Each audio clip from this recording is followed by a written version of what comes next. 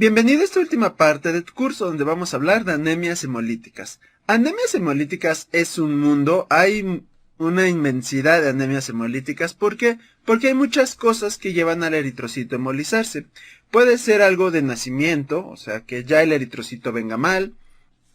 Puede ser algo adquirido, o sea que algo estés haciendo que daña tu eritrocito.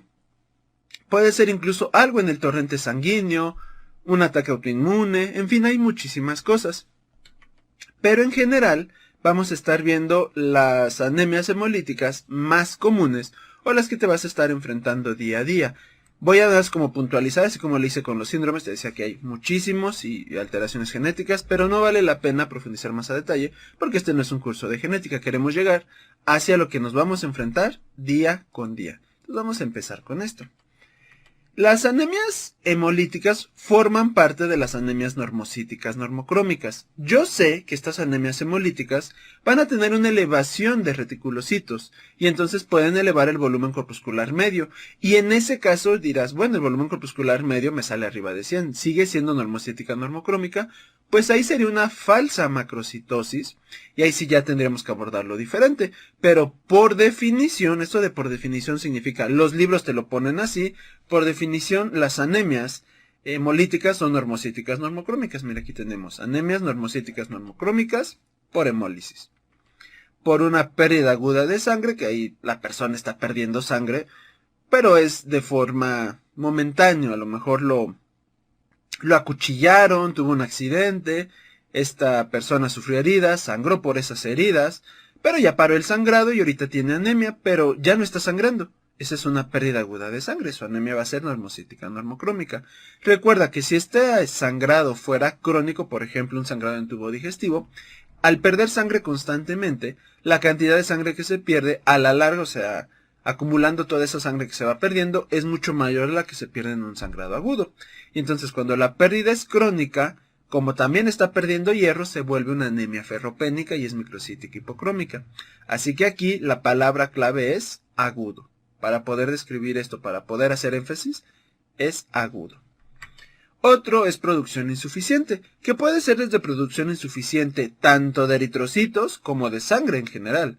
Aquí sí estamos hablando de diferentes causas. Recuerda que estos son bloques y que de aquí derivan muchísimas opciones. Por ejemplo, en hemólisis tenemos congénitas o adquiridas. El niño ya nació así, o el adulto, porque puede ser que lo detecten de adulto, ya nació así. Esferocitosis hereditaria, eliptocitosis hereditaria, o sea, esta persona ya venía con esto y pues se va a morir con esto. Y lo más importante es, lo puede heredar y si él lo tiene, alguien en su familia más lo tiene.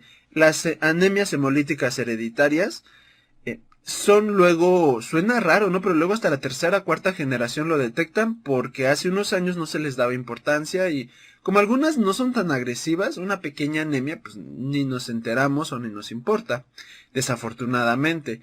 ¿Por qué te digo esto? Porque luego hay pacientes que les entregas el resultado y dicen, oye, pero la hemoglobina está baja y el paciente dice, no, no te preocupes, yo así soy, yo siempre salgo con niveles bajos de hemoglobina. Y yo, no, o sea, no eres un unicornio, no eres tan especial como para que seas la persona que puede vivir con niveles bajos de hemoglobina. No, probablemente tienes un problema genético o algo que no se ha tratado y que lo estás ignorando, pero no es que así eres. Bueno, así eres porque tienes esta manifestación, pero necesitas un diagnóstico porque a lo mejor hay que cuidarlo con un tratamiento profiláctico, a lo mejor necesitamos penicilina, a lo mejor necesitamos transfusiones, no sé, o sea, depende cuál es el tipo de afección, ¿no? Si es anemia drepanocítica, pues como tú sabes, al dañar el vaso va a necesitar como profilaxis antibióticos.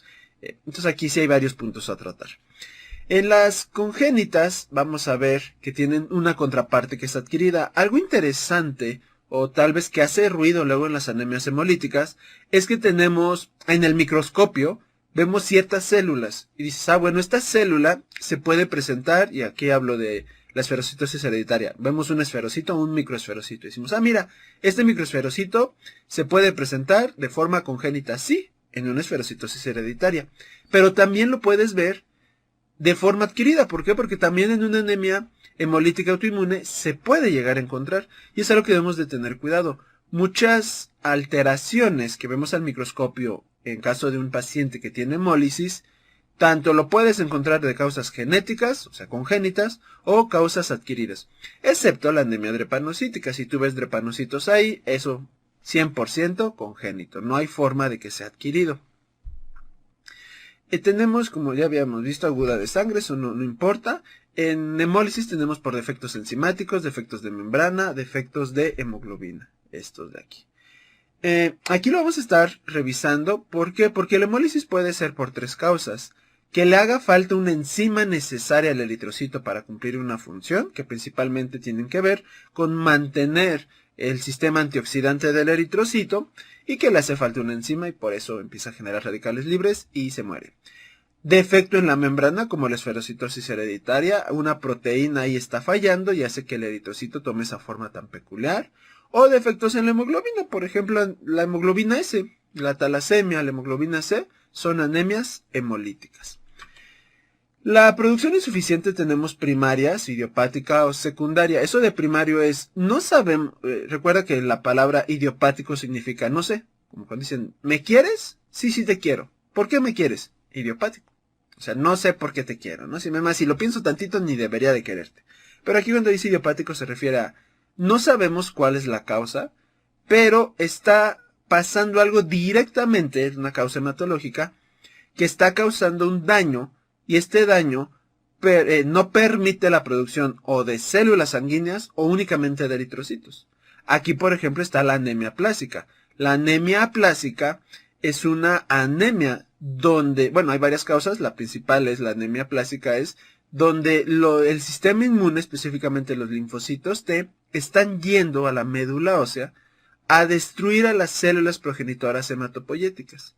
Entonces en esta anemia no hay ni eritrocitos, no hay ni plaquetas, no hay ni neutrófilos. Afortunadamente no es tan común, es de las anemias de baja incidencia, pero vaya, es un ejemplo. ¿Por qué lo hacen? Idiopático, no se sabe. Y de hecho hay otras causas que no todas son autoinmunes, como te decía, la más común. Se habla de esto, sistema inmune destruyendo tus células progenitoras hematopoyéticas, pero hay otras que no se conocen. Por otro lado tenemos secundarias, que el paciente tiene una enfermedad y esta enfermedad tiene su propia etiología, tiene sus propias causas, tiene su propia razón de existir, pero concomitante a esto, o sea, unido a esto, tenemos una deficiencia en la producción. Aquí podemos hablar de enfermedad renal crónica. En la enfermedad renal crónica, el riñón está fallando porque tuvo algo le pasó a ese riñoncito. Y el riñón tiene sus propios problemas, que la tasa de filtración glomerular disminuida, o sea, ahí se van a concentrar en la enfermedad renal.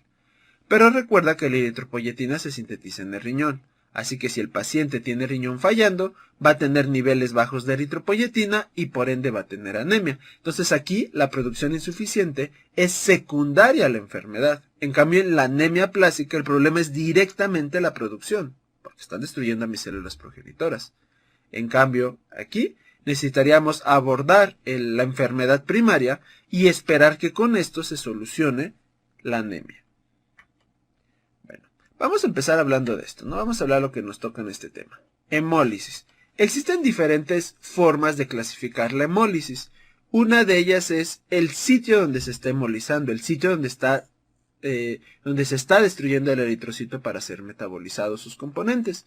Si es en el vaso sanguíneo, que es ahí donde no debería de ocurrir, pero si ocurre ahí, bueno, sí ocurre una pequeña, porque cuando son eritrocitos viejos, cuando pasan por capilares, pues no falta que se rompa uno. Pero no es algo que sea la primera opción. Esto se conoce como intravascular, o sea, dentro de la vasculación, intravascular. Tenemos que si este eritrocito llega al órgano llamado vaso, en ese órgano, digo órgano llamado vaso porque este es vaso sanguíneo y este es el órgano vaso. En el vaso tenemos macrófagos.